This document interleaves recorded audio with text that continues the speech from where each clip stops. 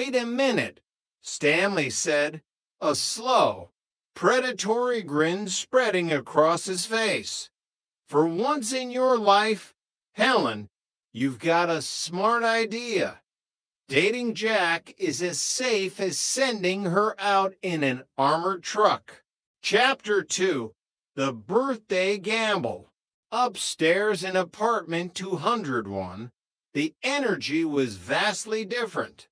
It was Jonna Wood's birthday, and the apartment was a flurry of secret-keeping and culinary ambition. Jack Tripper, the resident chef and professional klutz, was currently wrestling with a cake. Chrissy Snow, blonde and perpetually optimistic, burst into the kitchen. Hey, I got Jeanette's birthday cake. Jack looked up from the stove. Oh, good. Where's the birthday girl?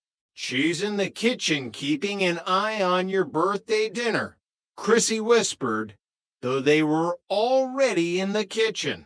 Jack tried to sneak up on Jeanette, who was busy at the counter.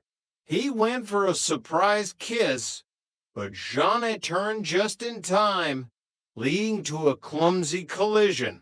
You shouldn't sneak up like that. Jeanette laughed, though her eyes were weary. The rent was always tight, and life in the city was a constant juggle. I wanted to surprise you, Jack said, his charm radiating despite the flour on his face.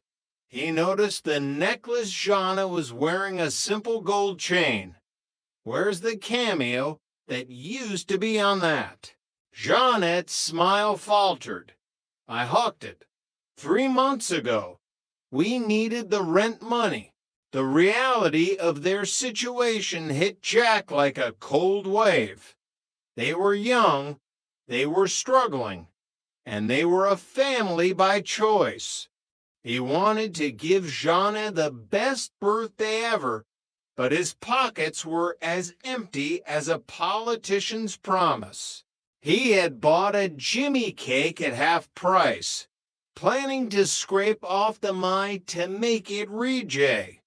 It was the kind of scrappy, low-budget solution that defined their lives. But their domestic bubble was about to be burst by a knock at the door. It was Stanley Roper, and he had a proposition. Jack, can I talk to you for a minute? Stanley asked, pulling Jack aside. He looked around suspiciously. You ever take out a girl before? I mean, it's not against the rules for you fellas, is it? Jack, maintaining his charade, looked confused. Rules. I mean, I wouldn't want you to do anything against your religion, Stanley said, his voice lowering. We have this niece visiting. Karen, I was wondering if you'd take her out tonight. Jack's first instinct was to say no. It was Jeanette's birthday. I can't, Mr. Roper. We have plans. But Stanley wasn't taking no for an answer. He reached into his pocket and produced a crisp $50 bill. $50. And I'll lend you my car.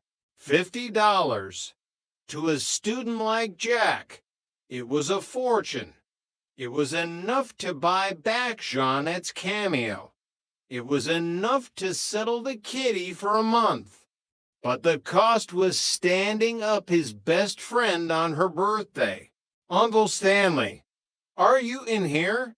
The girl who walked through the door was not the Roper-faced monster Jack had imagined. Karen was stunning. She had a New York edge and a California tan, with eyes that seemed to see right through Stanley's nonsense. Jack's resolve crumbled. Karen, how would you like me to show you the town tonight? Chapter 3: The Night of the Overheated Radiator. The night was supposed to be a simple transaction. take the girl out, keep her safe, collect the money, and get back in time for Jeanette's cake. But life, as Jack often found, had a way of tripping him up. The car Stanley's prized possession was a relic of a bygone era. As they hit the freeway, the temperature gauge began to climb with alarming speed. By the time they were halfway to the club, the engine was hissing like a disgruntled cat.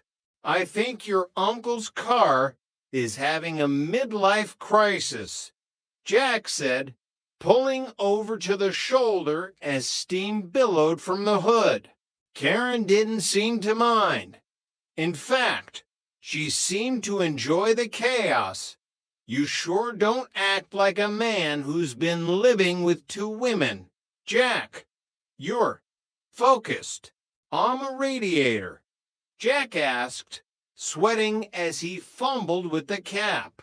On being a gentleman, Karen replied, her voice dropping an octave.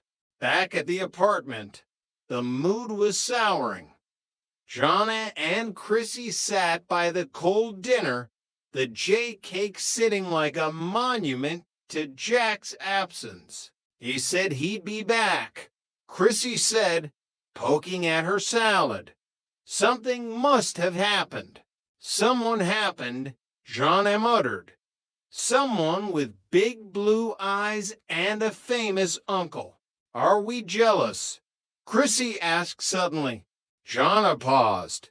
The dynamic in apartment 201 was delicate.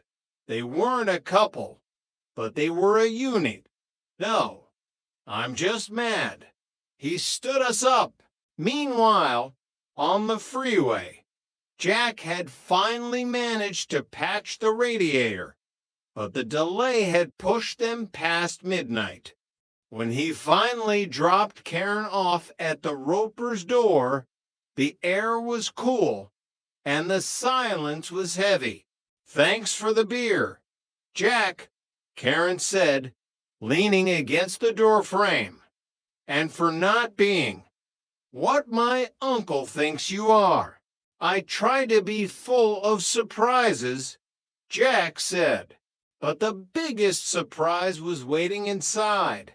Stanley Roper, fueled by paranoia and a late-night talk with Helen about conversions, burst into the hallway just as Karen was leaning in. I knew it, Stanley shouted, acting normal. That's sick. Stanley's worldview was shattered. If Jack was normal, then his niece wasn't safe. He ordered Jack out of the building. Pack your things and leave. Chapter 4, The Redemption of the Cameo. Jack stumbled back up to apartment 201, his heart in his shoes. He had been kicked out. He had missed the birthday, and he had failed his friends. He found Jonna and Chrissy in the living room, their faces masks of the silent treatment.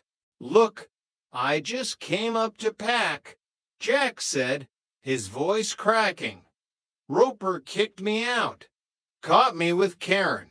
The silence broke instantly. He what? Jonna cried, her anger vanishing, replaced by protective instinct. That Roper, he can't do that. We're a partnership. If he throws you out, he throws us all out. It was the ultimate testament to their bond. They were willing to face homelessness for him. Wait, Jack said, reaching into his pocket. He pulled out a small, velvet-lined box. I had an errand to run tonight. That's why I was late. Jonna opened the box. Resting on the satin was her grandmother's cameo. You bought it back, she whispered, her eyes filling with tears. But where did you get the money? I couldn't waste Roper's bribe money on his niece. Could I? Jack grinned. Just then, a sheepish knock came at the door. It was Stanley. He looked like a man who had been thoroughly lectured by his wife. "Look," Stanley muttered, looking at his shoes. "Karen told me what happened. She said she, attacked you, and you showed no interest at all. She feels like she's over the hill." Stanley sighed, his belief in Jack's condition restored. "You have your rights, Jack,"